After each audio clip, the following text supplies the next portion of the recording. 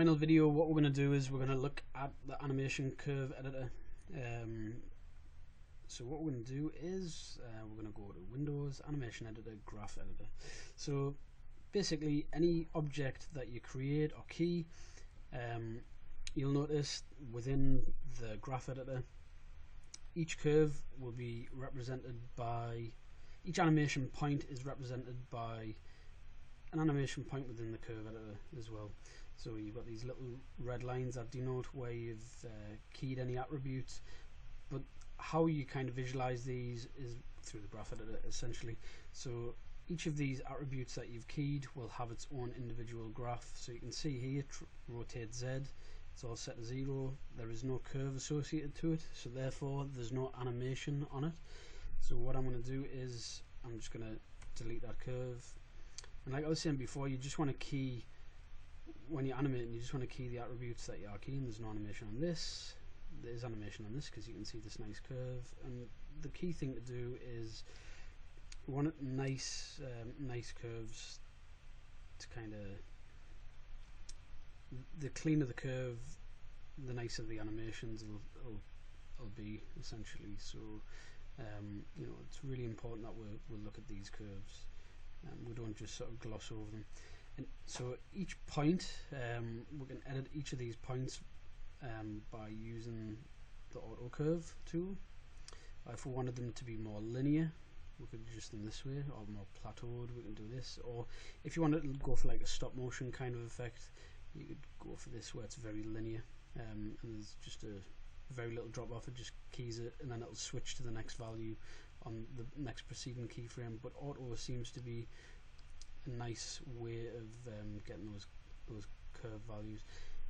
You can also break the tangents, so if you select the tangents there and break them, you can select individual kind of controls for each side of that handle. You then also unify the tangents, so however we want to work with these, we kind of can. But ultimately these curves are a visual representation of what's happening within your animation as well. So let's, if we start to play around with the curves and refine them a little more, you can see there, or you'll start to see that this will have a nice impact on what you've produced. So you know, you might want to think about the flow of these curves a little more. But the really critical time, you know, you'll spend a lot of time within the viewport when you're animating, but also you want to spend some time within the graph editor and start experimenting with different keyframe values, you know, playing around with these tangents to get different effects of timing and so on and so forth. So the key thing is looking at each of the curves and seeing what you get really. So these values are just a very useful way to sort of visualize. And you can see there, if I set this to auto, anywhere that I pull this up, it's going to sort of adjust and rotate based on the next or previous keyframe. So we just want to pull these down a little bit more. We just want a nice flowing curve. So if we look at this now, we should be getting a nicer motion with this, a smoother motion with it. Obviously there, it doesn't have any keyframes associated to it, so let's just delete it. And you can see now we've got a much more, an easier on the eye kind of graph editor. So let's go through these, remove any keys that we don't have any animation on. It's more optimal. Again, these are linear, so there's no keys there. We could actually delete these keyframes as well, and we just want to tweak each of the curves to get some nicer kind of shapes to them. This is quite a messy kind of curve, it's not particularly neat. If you hit F on the keyboard, it'll allow you to see all of the curve. If you select a few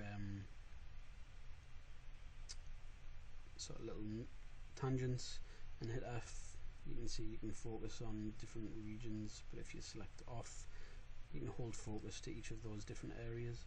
So we just want to grab these, let's just pull these up.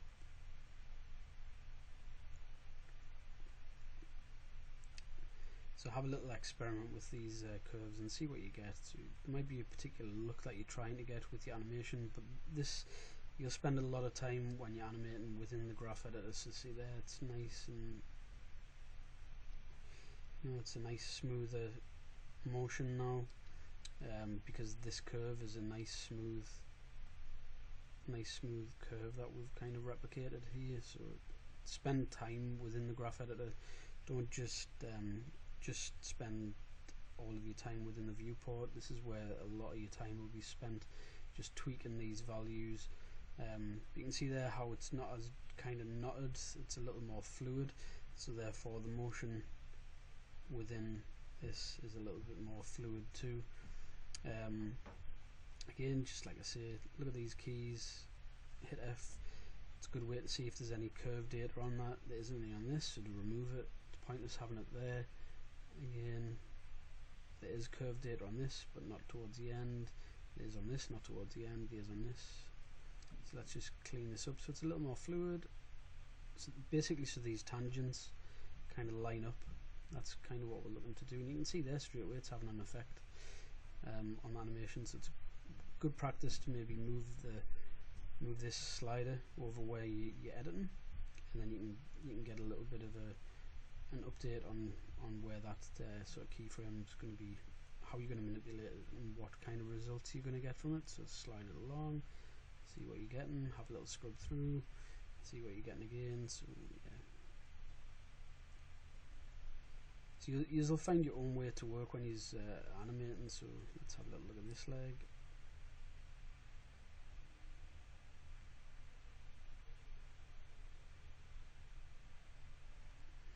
So this, let's just move this over a touch. Let's go through, like I say, we're just going through each of these values and sort of seeing what we're getting. Kind of pointless adjusting these, maybe, unless of course you want to play around with the timings of the different areas of the animation. So let's have a little look, see what we're getting. That's a little more smoother. So let's have a look at the kind of looks like it pops there. So I imagine the translate Y is kind of causing that. So if we were to pull that up, it wouldn't be as pronounced. Therefore, we might just need to adjust this curve accordingly. So we'll get a nicer, more graduated sort of fall off from the curve. You can see there it's kind of creating a slightly nicer shape.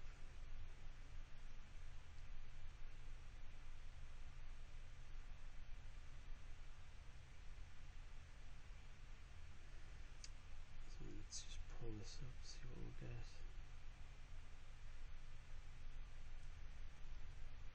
And then these little values, just sort of tidying them up a little bit can really help the animation along. So just grab these values.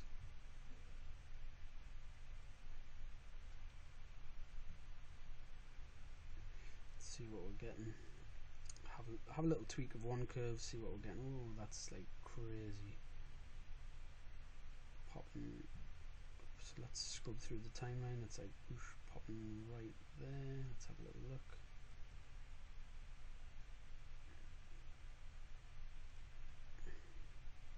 So let's maybe see what we'll get here. So this is kind of, I want this to be a little softer, so what we could do is select this, remove this keyframe so it should be a little gentler, and then there we go.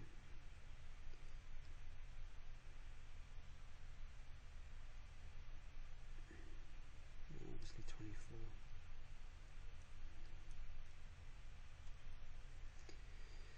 Windows Animation Editor, Graph Editor again.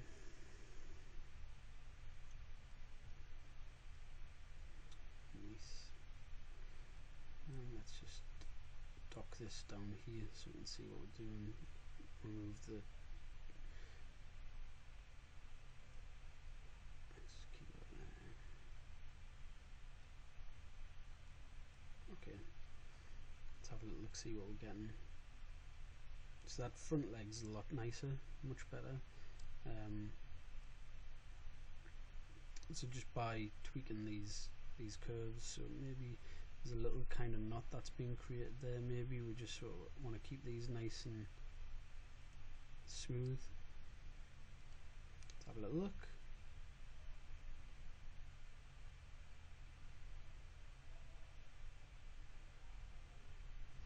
Okay, let's have a little look at the back leg. Seems a bit stampy, so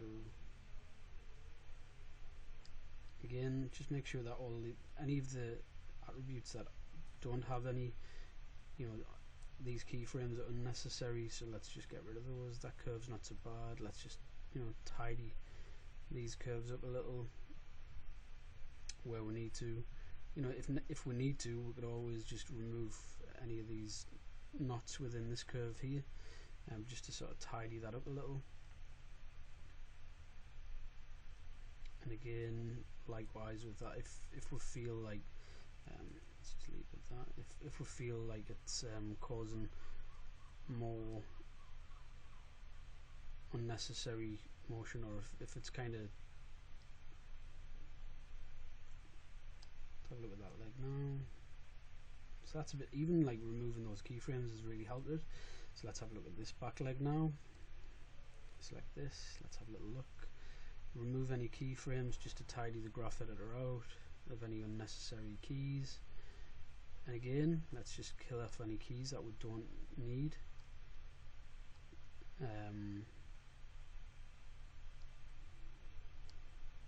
Let's sort of go through this. Go translate, no keys on there, so the main bulk of these keys are translate Y, Z and rotate X. So let's have a little look, see what we're getting here. Play through.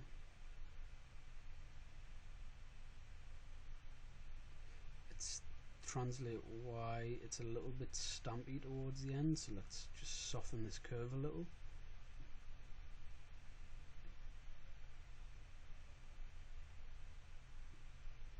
Maybe even more.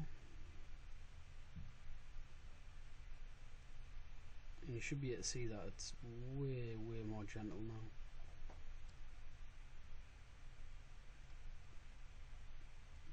Right, so that's a quick overview of the graph editor. Obviously we can tidy a lot more up. What I want to do is, this is just a very quick walk cycle. I'm just going to quickly save that as trot.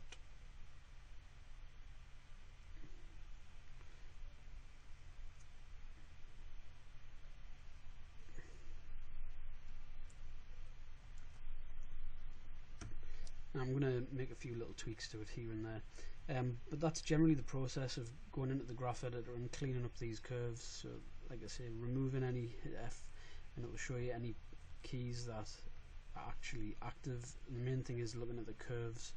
So if this is just a linear line, it basically means like along one value, it basically means that there's no keys on that. So all we've really done is keyed pretty sure we've just keyed one axis, which was rotating Z. If we wanted to add a sort of little bit of follow through and overlapping, that's how we'd kind of do it. So there we go. So we've added a little bit of secondary kind of action to that.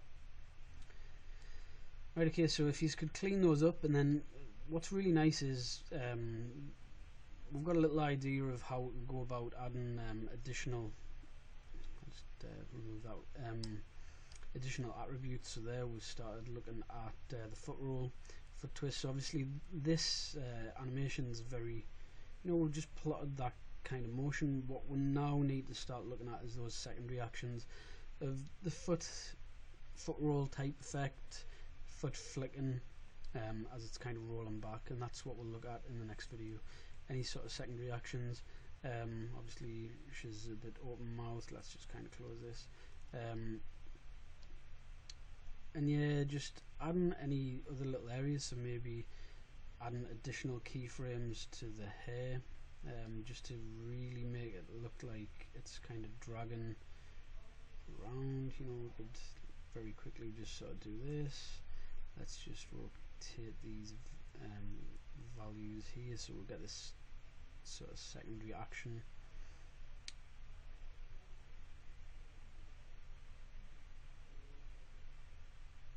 So just by adding that, we've got that little tiny motion of just and again, and we could just sort of stagger these keys out a little bit. Two frames there, and then this one will add a further 2 frames. So this should give like a really nice dragon type of effect. So that's what we're going to look at in the next few videos, starting to add these secondary actions and really adding a little bit of character to, so the foot roll, additional movements with the hands, and just adding subtle little nuances with the animation. Yep, hopefully you'll have something ready to go for the next time. Yep, I'll see you in the next video, and that's what we'll start doing.